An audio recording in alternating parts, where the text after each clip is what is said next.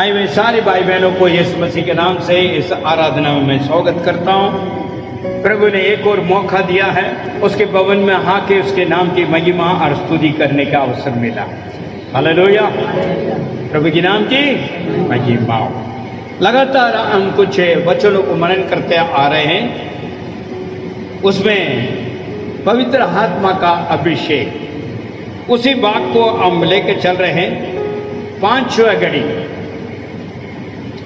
जो बीते हुए समय हमने चौथा पूरा कर लिया, फिर भी आपके बीच में इस बात को रखते हुए आगे जाऊंगा।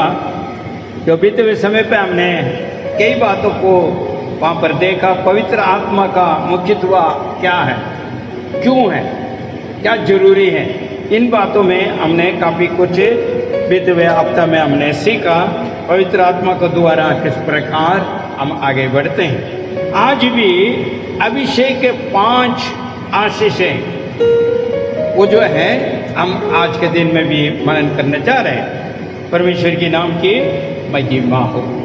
ये अभिषेक की जो है कार्य को लगातार हमको समझना है। पवित्र आत्मा में दिया गया है। पवित्र आत्मा इसलिए दिया गया है पवित्रवान पवित्रता के साथ जीवन बिताएं, और साथ साथ जहाँ दुर्बलता पड़ती है, जहाँ संकट आती है, जहाँ परेशानी आती है, वहाँ पर पवित्र आत्मा मदद करेगा। इसलिए मददगार परमेश्वर जो है हमारे साथ है, ये समझना है। यीशु ने कहा है मैं पवित्र आत्मा को भेजूंगा, वो तेरे मददगार बनेगा। हालेलुया। वो हर प्रकार का हमें मदद करने के लिए तत्पर है। तो देखिए परमेश्वर यीशु मसीह हमें उस पवित्र आत्मा को भेजा है, दिया है। उसी के बाद में हमने कई बातें बीते हुए हफ्ता में हमने उन बातों को हमने सीखा। आज उस अभिषेक के कुछ 5 विशेष जो है आशीष है, उन बातों को आपके बीच में मैं रखना चाहूँगा। हालेलुया, प्रभु के नाम की महिमा हो। और भजन संगीता उसका 92:10 आप पढ़ें। देखिए पवित्र आत्मा का क्या आशीषित है और क्या है, उस बातों को यहाँ पर भजन संगीता वाला जो भजनकार इस बात को कहता है। 92:10 भजन संहिता 92:10। परंतु तूने मेरे सींग को जंगली सांड के सींग के समान ऊंचा किया है। मेरा अभिषेक ताजे तेल से किया गया है। मेरा अभिषेक ताजा तेल से किया गया है। हालेलुया। ये अभिषेक में देखिए कितना बल है। वो बल को देखिए वहां पर क्या कहता है, पढ़िए दोबारा, पीछे पढ़िए कोई। भजन संहिता 91:10। परंतु तूने मेरे सींग को जंगली सांड के सींग के समान ऊंचा किया है। मेरा अभिषेक ताजे तेल से किया गया है। आमीन। परमेश्वर के नाम की महिमा। पवित्र आत्मा का दूसरा एक नाम है तेल की भावना में उसे लेते हैं। तेल, अभिषेक का तेल जो पवित्र आत्मा को कहलाया जा रहा है। इसमें भी 3 सीढ़ियां हैं, 3 स्टेप वहां पर हैं, और इसको जो है हमको जो है समझना है। जो पवित्र आत्मा का बल हमारे अंदर जब उतर आना है तो वो कहाँ से आता है? स्वर्ग के ओर से आता है। और वो बल जो है स्वर्ग के ओर से हमें दिया जा रहा है। इसलिए उसके सामने कोई भी ऐसी बल नहीं है उसको रुकावट कर सके, ना मुकाबला कर सके। इन बातों को यहाँ पर समझना, इसलिए भजनकार इस बातों को कह रहा। दोबारा एक और पढ़िए। तूने मेरे सींग को जंगली सांड के, देखिए जंगली सांड को आप देखा होगा, वो कितना सामर्थ्य है, कितना बलवान है। उससे भी ऊंचा किया है, सींग के समान ऊंचा किया है। मेरा अभिषेक ताजे तेल से किया गया। ताजा तेल से किया। ताजा तेल के मतलब जो है अभिषेक का जो है आत्मा, पवित्र आत्मा, उस अभिषेक के तेल को दिखाता है। इसलिए कि वो जो है भजनकार इस प्रकार कहता है मेरे बल बड़ा है। हालेलुया। वो बल जो है परमेश्वर आपको दिया गया है। भजनकार इस प्रकार उस बातों को वहां पर कहता है। देखिए यहाँ पर क्या कहता है, लूका सुख समाचार उसका 24 उसका 49 जी। देखो जिसकी प्रतिज्ञा मेरे पिता ने की है। यहाँ पे यीशु कहता है, देखिए यहाँ पे लूका में, देखो जिसकी प्रतिज्ञा मेरे पिता ने किया है प्रतिज्ञा, मैं उसको तुम पर उंडेलूंगा। जब तक तुम स्वर्गीय सामर्थ्य से परिपूर्ण ना हो जाए, इसी नगर में ठहरे रहना करके अपने चेलों को कहा। हालेलुया। और यहाँ पर कहता पिता ने कहा है और मैं भेजूंगा। कौन भेजेगा? यीशु भेजेगा। और इसको किसको भेजेगा? हमें भेजेगा। वो सामर्थ्य स्वर्ग की ओर से मिलता है, उसी को कहते हैं परमेश्वर की पवित्र आत्मा। इसलिए यीशु ने भी कहा है, मैं जा रहा हूं, तेरे लिए मैं एक सहयोगी भेजूंगा, तेरे सहायता करने वाला को भेजूंगा और तेरे संग रहने वाला के लिए वो संग रहेगा और संग रह के तेरे लिए मदद करेगा। हालेलुया। अब फिर के काम के अंदर हम उस बात को और देख सकते हैं। पहले अध्याय 5वां वचन 1:5 जी। यूहन्ना ने तो जल से बपतिस्मा दिया, परंतु अब से थोड़े दिनों के पश्चात तुम पवित्र आत्मा से बपतिस्मा पाओगे। पवित्र आत्मा का बपतिस्मा पाओगे। बीच में हमने संदेश में काफी बातें हमने इस विषय में हमने सीखा। तो यहाँ पवित्र आत्मा का बपतिस्मा के बारे में भी यहाँ पर जिक्र है, और वो अभिषेक की आत्मा उसी को जो है यशायाह इस प्रकार कहता है। यशायाह भविष्यवाणी पुस्तक निकालिए, उसका 40 और 31 को पढ़ के देखिए क्या कहता है। यशायाह 40:31, परंतु जो यहोवा की बात जोते हैं वे नया बल प्राप्त करते जाएंगे, वे उकाबों के समान पंख फैलाकर ऊंचाई पर उड़ेंगे, वे दौड़ेंगे तो दौड़ेंगे और श्रमित ना होंगे। हाँ, आगे वे चलेंगे पर थकेंगे नहीं। यहाँ देखिए ना क्या कहता है यशायाह, उसके बारे में क्या कहता है, जो वो आत्मा का अभिषेक के बारे में पीछे पड़ी तरह, जो यहोवा का बाढ़ जोता है नया बल प्राप्त करते जाएंगे। उकाब के समान, उकाब को तो आपको देखा उच्च उठने वाला पंछी में एक है उकाब, सबसे ऊंचा, उसी के देख के तू फ्लाइट भी बनाया, एरोप्लेन बनाया, उच्च उड़ने वाला वो पंछी है, उसका मुकाबला यहाँ पर कहता है। जब आप पवित्र आत्मा को अभिषेक को प्राप्त करते हैं तो आपका स्थिति नीचे की ओर नहीं होगा, ऊपर की ओर होगा, और ऊपर उड़ते हुए उस महान स्थान के लिए हम आशा रखते हुए आगे बढ़ेंगे। बढ़िए तरह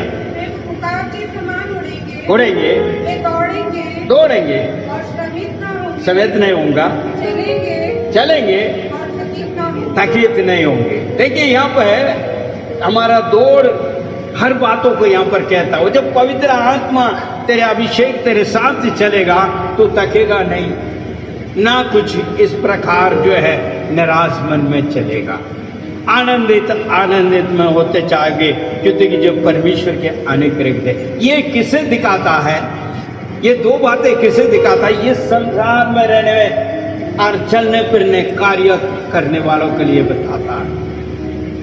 सब लोग ये सोचता है यार वो स्वर्गीय कह रहे हैं, स्वर्गीय नहीं, इस संसार के अंदर रहकर हम प्राप्त करके आगे बढ़ सकता है।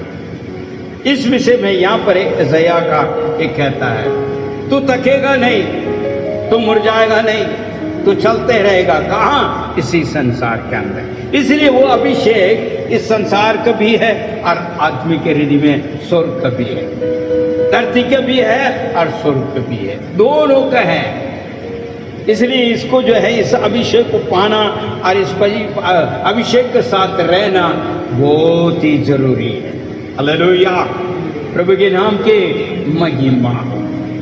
ये अभिषेक हमें जो है परमेश्वर की उपस्थिति पे ले जाता है और आगे जो है उसके जो है स्वर्ग में भी प्रवेश करने के लिए मार्ग खुलता है।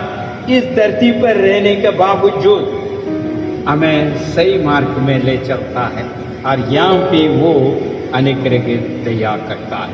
हालेलुया, यहाँ पर देखते हैं इसका, और इस अभिषेक का आशीष के कारण देखते हैं आप। वो अभिषेक तो ठीक है, अभिषेक के अंदर आशीष क्या है? पवित्र आत्मा का अभिषेक की आशीष मैंने बताया, और उसमें मैंने बताया है कुछ 3 सीढ़ियां हैं। इन 3 सीढ़ियां क्या चीज है और जो है वो आशीष क्या है, वो हम पढ़ेंगे। यशायाह 10 का 27, 10 का 27। अतः उस दिन तेरे कंधों पर से उसका बोझ और तेरी गर्दन पर से उसका जुआ उठा लिया जाएगा और मोटापे के कारण वह जुआ तोड़ दिया जाएगा। यहाँ पे जुआ उठाता है। मैंने कहा तो 2 प्रकार का आशीष है। यहाँ पर यहाँ बताते हैं वो जुआ जो है हटता है, हमारे ऊपर बंधी हुई जुआ जो है वो हटती है। और ले व्यवस्था में देखेंगे 26 और 13, उसमें क्या कहता देखिए। ले व्यवस्था 26 का 13, मैं तुम्हारा परमेश्वर यहोवा हूँ जो तुमको मिस्र देश से इसलिए निकाल के लेकर आया, उनका दास ना बने रहो। और मैं तुम्हारे जुए को तोड़ दिया है, और तुमको सीना खड़ा करके चलाया है। अभी देखिए, जिस चीज में गुलाम बनकर रहा है मिस्र देश में, उनसे परमेश्वर निकाल के लेकर आए। आज इसी प्रकार बंधन में पड़े हुए हम इस संसार में, उन्हें जो है परमेश्वर यीशु मसीह अपने मृत्यु के द्वारा, लहू के द्वारा उस बोझ को उठाते हुए हमें लेकर आया है। इसलिए वचन क्या कहता है, आज के विश्वासी जन के लिए जो जुआ जो है अट गया है, जो बोझ अट गया है, इसके बारे में यीशु क्या कहता है। मत्ती 11:28 से लेके उसके 30 तक देखे तो बोझ से दबे में, आइए पढ़िए। 11 का 28 से लेकर 30 तक जी, ये सब थके हुए हाँ, और बोझ से दबे लोग बोझ को बोलता है यहाँ। वहां पर जो है क्या कहता है, जुआ। तो वहां पुराने नियम में देखते हैं वो भी बोझ था, लोग ऊपर बोझ था। उस बोझ को जो है उठाया करके बोल रहे हैं। उस बोझ को उठाते हुए उन्हें फ्री किया, मतलब जो है उन्हें आजाद किया है। यहाँ पर यीशु भी इस बात को कहता है, पढ़िए जरा। थके में बोझ से दबे में मेरे पास आओ, मैं तुम्हें विश्राम दूंगा।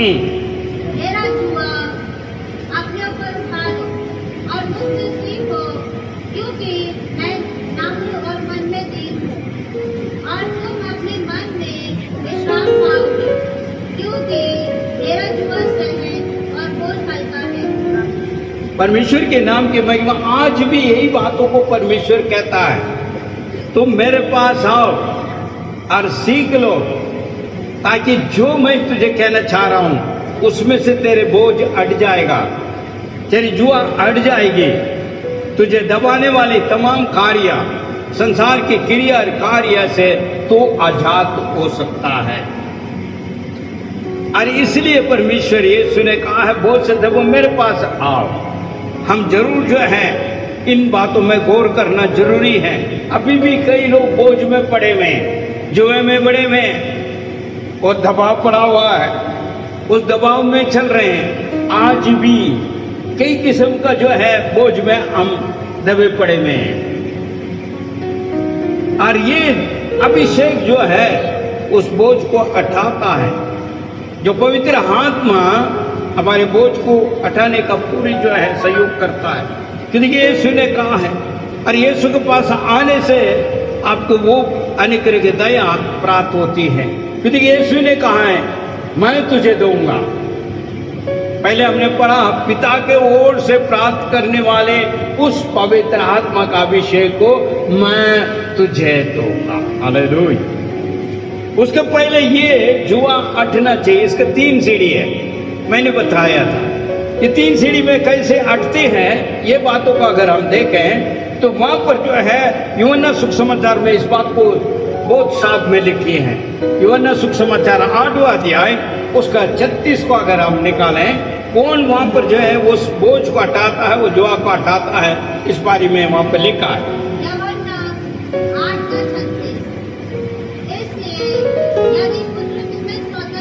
पुत्र स्वतंत्र करता तो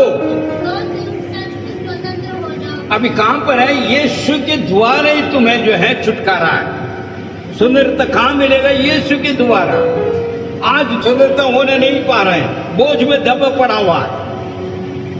मगर यहां पर वचन कहता है यीशु के द्वारा। दूसरा एक और वचन वहां पर कहता है 8:32 को देखिए यूहन्ना। सत्य को तू जानेगा, सत्य तुझे स्वतंत्रता करेगा, आजाद करेगा। अभी जो यीशु के पास आ गया, अभी जो है सत्य को आपको और जानना है, आपको और समझना है, ताकि हम आजाद होंगे। जब तक जानकारी नहीं है बाइबल की, हम आजाद नहीं हो सकता। बेशक हम कुछ भी कह सकते हैं, बहुत बड़ा ये है, वो ये है, वो सब कुछ, मगर उस बोझ से, उस जुआ से आजाद नहीं हो सकता। उसी बंदीगिरी में पड़ा रहेगा। जो देखिए सत्य को हम नहीं जान पा रहे हैं, झूठ को मानकर चल रहे हैं। आज झूठ में बहुत पड़े हुए हैं, झूठे झूठे कार्यों में बहुत जो है बरमाया गया है। पता ही नहीं है क्या करना क्या नहीं है। जिसने कुछ कहा उसी में चल दी। इसलिए सत्य को जानना जरूरी है। सत्य को जब जानेगा, सत्य कौन है? यीशु। उसके वचन, वो वचन हमें आजाद करता है। अब तीसरी सीढ़ी मैंने बताया। पहले सीढ़ी तो है परमेश्वर यीशु मसीह, यूहन्ना 8:36। दूसरा हम देख रहे हैं, दूसरा सीढ़ी है पवित्र वचन, जो सामर्थ्य वचन सत्य है, वो सत्य तुझे आजाद करेगा। तीसरा देखते हैं पवित्र आत्मा। यहाँ पर तीसरा सीढ़ी आती है, 2 कोरिन्थियों 3 अध्याय 17वां वचन।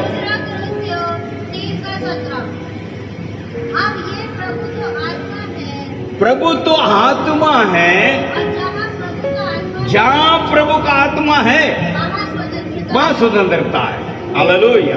अभी आप जा रहे हैं, कोई काम के लिए जा रहे हैं, अगर ये अभिषेक आपके साथ है वहां पर विजय। हालेलुया।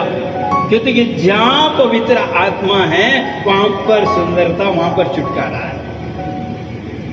तो इसका मतलब हमारे संग पवित्र आत्मा हमेशा होना जरूरी है, और उस अभिषेक में हमको चलते रहना है। जब ये बंधन खुल जाती है, जब हम परमेश्वर के अंदर आ जाते हैं, तो ये बंधन चला गया, ये जुआ हट गई। उसके बाद जो है यीशु के पास आया, उसके बाद जो है वचनों को हम समझा और सत्य हमें आजाद कर लिया, तो पवित्र आत्मा का साथ ही चलना है। उसके बाद हम खालीपन बनकर नहीं बैठना है। अगर ऐसा हम नहीं कर पाते तो कई बातें हमारा जीवन के अंदर होगी, क्योंकि जो है छुटकारा मिल चुका है, बंधन खुल चुके हैं, आजाद हो चुका है, स्वतंत्रता मिल चुका है। दोबारा हमको बंधन में नहीं जाना है। और बंदीगिरी में जाने के जो है जो चीजें हैं वो आपको बताना चाह रहा हूं। आपको आजाद होकर चलना है। रोमियो 6वां अध्याय उसके 13 को पढ़िए जरा। रोमियो 6 में 13 और ना अपने अंगों को जी। अधर्म के अज्ञान यहाँ देखिए क्या कहता है अपने अंगों के बारे में। हेलो, ध्यान देना। यहाँ शरीर की बातों को कहता है अंग। आमीन। परमेश्वर यीशु मसीह कलीसिया का सर है। आप सब कौन है? हम सब उसका अंग है। हमारा परमेश्वर यीशु मसीह कलीसिया का सर है और हम सब अंग है। अब अंग के बारे में बता रहा, शरीर के बारे में बता रहा, कैसे जुड़ा रहना, कैसे रहना। पढ़िए जरा। अधर्मी का हथियार होने के लिए पाप को पर अपने आप को मरे से जी उठावा जानकर परमेश्वर को सौंपो। अपने अंगों को धर्म के हथियार होने के लिए परमेश्वर के लिए। अभी देखिए ना यहाँ क्या कहता है। इसलिए परमेश्वर यीशु मसीह ने कहा मैं तुझे खरीदा गया, तू नहीं है अपना। आज बहुत लोग अपने को समझ रहा, अभी भी समझ रहा है, क्योंकि अंग को सौंपने का नहीं है, इच्छा ही नहीं है। मगर यहाँ खरीदा गया परमेश्वर, इसलिए कहता है तुम्हें जो छुड़ाया गया है, तेरे बोझ को उठाया गया है, तुझे जो स्वतंत्रता किया है, और उसका सौंपो। किसको सौंपो? इस अंग को सौंपो। पहला धर्म के लिए काम किया था। लोग कहते हैं मुझे अच्छा लगता है, वो अच्छा लगना क्या, हमको अच्छा लगता है, हमारा अंग को अच्छा लगता है। उस अंग को वो जो है अधर्म के लिए सौंपा गया है, उस अंग को धार्मिकता के लिए जो छुड़ाया गया, उन जो छुड़ाया उनको सौंपो। मेरे भाई मेरे बहन, आज भी काबू नहीं आ रहे, अपना आप को क्या समझ रहा पता नहीं है। मट्टी के शरीर लेकर चल रहे हैं और मन मर्जी जी रहे हैं। इस मट्टी का कोई भरोसा नहीं है, फिर भी जो है क्या सोच रहे हैं, क्या समझ रहा है, वो तो प्रभु जाने। मट्टी से आए हैं और मट्टी में जाएंगे। यह अंग को परमेश्वर ने छुड़ाया है उस अधर्म कार्य से। पहले हम अपने मन मर्जी से जी रहे थे, मेरे की इच्छा है मैं कर रहा हूं, आज भी वही इच्छा है, आज भी मुझे इच्छा है, मुझे अच्छा लगता है।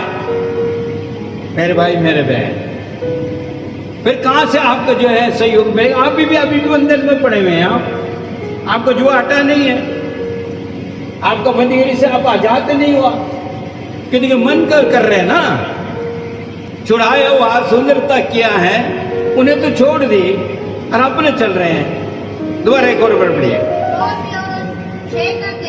हाँ, अपने शरीर के अंगों को अधर्म के हथियार बनाकर पाप को सौंपो, परंतु अपने आप को मृत्यु से जीवित जानकर अपने अंगों को धार्मिकता का हथियार के लिए परमेश्वर के लिए सौंपो। हालेलुया। मेरे भाई मेरे बहन, जब पवित्र हाथ में अंदर आए तो आप अपना नहीं करेगा ना, करोगी क्या? करोगे क्या? और कहते पवित्र आत्मा को हमने पाए, कहां पाया है ये काम करने के लिए? सोचना है, समझना है। अपने अंग को ऐसा नहीं सौंप देगा, जिसका कान है वो सुने। सत्य तुझे आजाद कर दिया, तो फिर भी तुम गुलाम बनने जा रहे हो। अभी भी मन मर्जी है, मुझे अच्छा लगता है, पहले भी तो अच्छे लगे थे, इसलिए तो हम दुनिया में घूम रहा था। हमारा कोई वो नहीं है, जो मर्जी कहा जाओ, मर्जी जाओ, जहां करके जाओ। आज भी वही हाल है, क्योंकि आप नहीं सौंप पाया। इसी में और एक वचन दीजिए, 19 को पढ़िए जरा। 6 का 19। मैं तुम्हारी शारीरिक दुर्बलता के कारण मनुष्य के रीति से देखो, तेरे शरीर का दुर्बलता का कारण करके बोल रहा है। दुर्बलता का कारण, यहाँ पर पौलुस इस बात को वहां कलीसिया को कहता है, जो रोमियो कलीसिया का। पढ़िए बता। मैं तुम्हारी शारीरिक दुर्बलता के कारण मनुष्य की रीति मनुष्य के हृदय से बोल रहा है। जिस प्रकार जिस प्रकार अपने अंगों को अशुद्धता उल्लंघन के दास होने के लिए सौंप दिया था। हाँ, व्यवस्था उल्लंघन, आज्ञाकारी नहीं मानना, वचनों को नहीं मानना, उल्लंघन। आगे अधिक बढ़ गया है। उसी प्रकार अपने अंगों को दोबारा वहीं पर ही आ रहा, अंगों को धार्मिकता का दास होने के लिए समर्पित कर दो। हाँ, जिसका परिणाम पवित्रता हो। अभी आप अपने आप को जांच के देखिए। अभी आपको जो है किस प्रकार आप चल रहे हैं और किस प्रकार आगे बढ़ रहे हैं। एक उदाहरण रूप में देना चाहूंगा। जब हमारे अंग, इस अंग का कमी होने से जो कमी पड़ते हैं ना, उनसे पूछ के देखिए उस कमी के कैसे महसूस करता है। जब पता लगेगा आपको, जब एक लंगड़े के पास जाके उसको पूछोगे कूदना, नाचना, गाना और भागना कैसा लगेगा, वो बताएगा। अपने हृदय के बातों को खोल के बताएगा। एक बैरे के पास जाकर पूछोगे, वो बताएगा। जो अंग खत्म हो गई, जो अंग इस्तेमाल नहीं होता है, उनको पता है इसका भाग्य क्या है। मगर हमको तो पूरी मिला है, सर से लेके पांव तक परमेश्वर के अनुग्रह से भला चंगा है। हम देख रहे हैं, सुन रहे हैं, बोल रहे हैं, भाग रहे हैं, दौड़ रहे हैं, कर रहे हैं, सब कुछ कर रहे हैं, मगर फिर भी हम नहीं समझ पा रहे, ना सौंप नहीं पा रहे हैं। हेलो, थोड़ा से अपने मन को थोड़ा से आगे जाके देखिए और उनको सोच के देखिए और उनसे पूछेगा तो पता लगेगा कमी के क्या है। तो ये अंग परमेश्वर ने हमें बचा के और उसके नाम की महिमा के लिए खरीदा गया और हमें दिया है। और हम कैसे इस्तेमाल कर रहे हैं, कैसे इस्तेमाल कर रहे हैं। पौलुस इस कोरिन्थी के लिखी हुई पुस्तक का अंदर इस बात को कहता, परमेश्वर ने तुझे जुड़ाया है, तेरे बोझ को हटाया है, तेरे जुआ को हटा दिया, आजाद किया है। और तू क्या कर रहा है? उसके ऊपर सत्य को तुमने जाना। अरे भाई, ये नहीं करना, ये करना, ये नहीं करना, ये नहीं करना, ये सब जाना है। ऊपर से जो पवित्र आत्मा में तुझे अगुवाई किया, ये नहीं है ऐसी शांति में बैठ गया, नहीं, उसने भी तुझे मोहर लगा दिया, भाई तुम परमेश्वर का है। मगर अभी तू कहाँ है? अभी तो किसका है? तेरा अंग किसका है? अधर्म के लिए तो पहले था, उसी अधर्म में दोबारा जा रहे हैं, उसी अधर्म में अभी भी जीवित है, चल रहे हैं। तो इसको मतलब क्या कहूंगा, आंखें रहकर भी अंधे हैं। जब आंखें नहीं है, उनको पूछ कर देखो ज्योति कैसा है और ये संसार कैसे सुंदर है, कैसे सृष्टि है, वो बताएगा। अगर उसका आंखें खुल जाए तो खुदा का लाखों करोड़ धन्यवाद करेगा। मगर हमको तो आंखें हैं ना, आंखें होने के बावजूद भी अंधे हैं, कान रहने से बावजूद भी हम बहरे हैं, वचन सुन रहे हैं, इधर सुन रहा है, इधर जा रहा है, कोई फर्क ही नहीं पड़ता, क्योंकि ये बहरे हैं ना। परमेश्वर ने हमें बल, ताकत सब कुछ दिया है। इसलिए जो भजनकार इस प्रकार कहा उसने, तुमने ऐसी बल दिया है, तेरे अभिषेक मेरे सर पर जो है तेल माल कर तुमने उच्चा किया। और उच्चेपन आप सबने प्राप्त कर रहे हैं। हो सकता है आपका जो है नौकरी में, हो सकता है आपका जो पढ़ाई में, हो सकता है आपका लाइफ में सारा सक्सेसफुल हो रही है, प्राप्त कर रहे हो आप, फिर भी सौंपने की इच्छा नहीं, क्योंकि ये अच्छा लगता है। यही कोरिन्थी में उसने कहा था, परमेश्वर तुझे खरीदा गया है, तू अपना नहीं है, मन मर्जी करने के नहीं है। मसीह जीवन मन मर्जी करने वाला के लिए नहीं है, ईश्वर के अनुग्रह चाहिए, उसका मार्ग दिशा में चलना चाहिए। हम अपने आप को सौंपना चाहिए। अपने अंग कैसा है, किसी किसी को मुंह खोलते बस भरे हुए झूठ है, बेवकूफ बनाना है, मूर्ख बनाना है, और किस लिए क्या इकट्ठा कर रहा है मुझे नहीं पता, खुद ही कर रहा इकट्ठा अधर्म के कार्य के लिए। अगर वो सोचता है अरे यार कोई नहीं चल जाएगा, पहले भी ऐसी किया था हमने, मुंह खोलते झूठ, मुंह खोलते जो है लड़ाई, मुंह खोलते जो है सब कुछ, किसी मन में अच्छा लगता है हम करते हैं, किसने क्या करना, किसे क्या लेना देना। मेरे भाई मेरे बहन, अपने अहंग को परमेश्वर के लिए सौंपना है, उसके नाम की महिमा के लिए। वो हमें खरीदा गया, छुड़ाया उस बोझ से, उस जुए से। दोबारा नहीं पढ़ना, दोबारा उसमें नहीं जाना। क्यों इस बात को कहता? मत्ती के अंदर परमेश्वर एक और बात बताता, अगर ऐसा करता है उनके लिए मैं बोल रहा हूं, ऐसे करने वालों के लिए कहता है, जो मत्ती के अंदर 12वां अध्याय उसको 43, 45 तक पढ़िए, क्या होगा देखिए जरा। जी जी जी जी जी। जब अशुद्ध आत्मा, देखिए एक हृदय का अंदर, जब हम परमेश्वर के अंदर नहीं आते हैं तो अशुद्ध आत्मा में बने रहते हैं। क्यों अशुद्ध आत्मा है? वो मन मर्जी, मेरे को अच्छा लगता है, मुझे किसी को क्या का लेना देना है। वो कौन करता है? आज्ञाकारी वाला नहीं, ना मानने वाला, ना कोई कहने वाला, ना सुनने वाला, ना कुछ है। मैं अपने आप को बहुत कुछ हूं। वो कौन करता है? शैतान।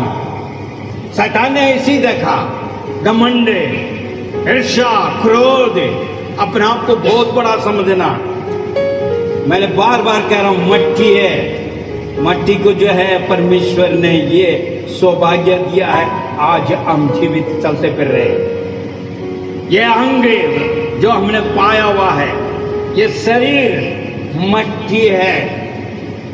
मेरे भाई मेरे बहन, तू अशुद्ध आत्मा में भरे हुए थे, परमेश्वर तुझे छुड़ाया, तुझे आजाद किया, तुझे निकाला है धार्मिकता के लिए, अधर्म के लिए नहीं। हम पहले से था, इसलिए कहता है एक इंसान के अंदर जब अशुद्ध आत्मा निकलती है तो आगे पढ़िए जरा।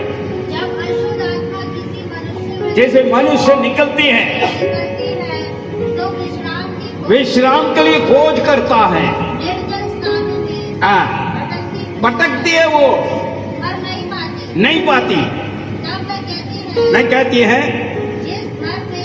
जिस घर में से मैं आया था उसी घर को लौट के जाऊंगी। और जब वह लौट कर आती है, जब लौट के दोबारा वापस आता है तो उसे खाली पाता है और जाना पहुंचा और सजाया हुआ देखता है। तब वह जाकर क्या करता है? जब वो जाकर अपने से अधिक दुष्ट और सात आत्मा को लेकर आती है। उसके बाद प्रवेश करके वहां रहने लगता है। उस मनुष्य के पिछले दिशा पहले से भी और बुरी हो जाती है। इसलिए कहते हैं अभिषेक में रहना है, आत्मा में प्राप्त होनी है, परमेश्वर को सौंपना है। नहीं तो शैतान जो हमसे निकला है वो साथ को ले खाएगा। वो कहीं ज्यादा दूर नहीं गया, वो भटक रहा है बस। पुराने नियम का अंदर वचन क्या कहता है? तेरे पाप जो है तेरे आंगन में है, आंगन में तेरे पाप खड़े हुए हैं। तो पाप क्या है? शैतान जो निकला है वो आंगन में वेट कर रहा है, कब तुम निकलोगे मैं पकड़ लूं। वचन बताता। और ऐसे लोगों के जीवन में है भी है, विश्वासियों के जीवन में है, बड़े अच्छे 32 में लिया भी है, उनके जीवन के अंदर भी है, अभी भी काम कर रहा, अभी भी काम कर रहा। जांचना बहुत जरूरी है। इसलिए मेरे बीते हुए संदेश में मैंने कहा कैसा आत्मा पाए हैं, आत्मा तुम्हारा कैसा है और उसके क्रिया और कार्य कैसा है। मेरे भाई मेरे बहन, कलीसिया चेतावनी देता है, समझो फिर और अधिक दुष्ट होकर नाश ना हो, इसलिए अपने अंग को सौंप दो, अंग को सौंपो ताकि हमारा स्वभाव बदले। एफसीओ का अंदर बोलता है, जब मसीह में आ जाते हैं, पहले झूठ बोलता था, नहीं बोलेगा, चोरी करता था, नहीं करेगा, मगर आज भी है, मुंह उठाया वो, बोलना वो, और हम कहते हैं मैं मसीह को मानते हैं, मैं मसीह को मानता हूं। ये किसी तरह आ रहा है, अंग के द्वारा आ रहा है। कौन कह रहा है ये झूठ? कौन बोल रहा? पवित्र आत्मा आपका अंदर आकर झूठ बोलता। फिर अंदर कौन है? आप ही समझो, आप ही समझो, अपने आप को छांचिए, परखिए क्या कर रहे हैं हम। गलतियों 5:1 पढ़िए जरा। गलातियों 5:1। मसीह ने स्वतंत्रता के लिए हमें स्वतंत्र किया है, सो इसी में स्थिर रहो और दास्तव के जुए में फिर से ना जुटो। आमीन। क्या कहते हैं यार? दोबारा मत जुड़ जाना, क्योंकि तुमको निकाला मैंने तुझे आजाद किया है, स्वतंत्रता किया है। क्यों? अच्छे बनकर रहना और आशीष प्राप्त करें, अभिषेक के साथ चले, महिमा का योग्य परमेश्वर की महिमा का कारण एक गवाही बने, इस संसार में भी आशीष पाए और परमेश्वर के सम्मुख में भी हम आशीषित करें। इसलिए मैंने कहा था 2 प्रकार के अभिषेक की जो है आशीष है, इस धरती पर भी है और स्वर्ग में भी है। इस धरती में भी आप बलवान होकर उच्च पद में, उच्च जगह में पहुंचाने के लिए परमेश्वर तुझे बुलाया। इसलिए कहता है जब तुमने निकाला है उसमें दोबारा मत जुड़ जाना। बड़े बहन पीछे 5:1। देखिए यहाँ मसीह ने स्वतंत्रता किया है, स्वतंत्रता के लिए हमें स्वतंत्र किया है, हमें स्वतंत्र किया है। अतः इसी में स्थिर रहो। सोचने का ऐसा थोड़ी है, ये ऐसा थोड़ी है, वैसे क्यों? कि सत्य को नहीं जाना, तू झूठ को लेकर बैठा हुआ। सत्य तो साफ साफ लिखा है, यहाँ खुली पुस्तक अंदर लिखी हुई है, मानने का तैयार नहीं है। फिर वही बोझ को लेकर चलना है, फिर वही जुआ को लेकर चलना है। सुंदरता चाहता ही नहीं है। यीशु ने आजाद किया, फिर भी वो चाहता है मैं उसी में बोझ में दबा रहा हूं। इसके लिए नहीं बुलाया मेरे भाई मेरे बहन, हम उसके लिए थोड़ी आए हैं। सोचिए जरा, हम तो ऐसे भी मजा मस्त करेकर चलना तो दुनियादारी में है। वाह वाह, तो क्यों आया था हम पर इसमें? क्यों जुड़ाया? ताकि तू आशीषित रहे, धरती में भी स्वर्ग में भी। जब तक जीवित है तू आशीषित रहे, मरने के बाद भी तेरे लिए जगह हुआ है, वहां आनंद ही आनंद है। हालेलुया। इस मट्टी के ऊपर परमेश्वर ने अनुग्रह किया। दोबारा पढ़ो बहन। जी, मसीह ने स्वतंत्रता के लिए हमें स्वतंत्र किया है, अतः इसमें स्थिर रहो, इसमें स्थिर रहो और दास्तव के जुए में फिर से ना जुटो। उस बंधन में जाके बाद दोबारा बंधो मत, उन कार्यों से थोड़ा हटके रहो और प्रभु में स्थिर रहो। ये बुलावट है, वचन इस बात को कहता है। तो छुड़ाएगा, दोबारा जाकर बंधन में मत पड़ा। आगे तुम्हारे लिए बहुत आपत्ति है, उस आपत्ति में जाकर बसना नहीं है, क्योंकि तेरे जिंदगी भर ऐसी चलोगे। जो तू सोचता है उससे भी कठिन चीजें जो है तुम्हारे ऊपर गुजरेगा, तो फिर तुम पछताओगे। इसलिए बचने के लिए यहाँ पर ये कहता है। आइए थोड़ा और वचन को देख लेते हैं। एफिसियों 4:22 से लेकर 23 तक। एफिसियों 4:22 से 23 तक। जी जी जी। पिछले चाल चलन के पुराने मनुष्य को उतार डालो। यहाँ क्या कहता है?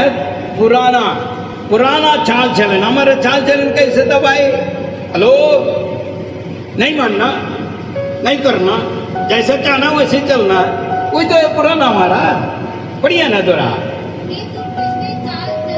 पिछले चाल चलन पुराना मनुष्य को उतार डालो, जो भरमाने वाले। अभी अभी मैं बोल रहा हूँ ना, धोखा धोखा धोखा भरमाना, उसको कहता है अभिलाषा भ्रष्ट होता जाता है भ्रष्ट होते जाता है और अपने मन के आत्मिक स्वभाव है नया बनते जाओ।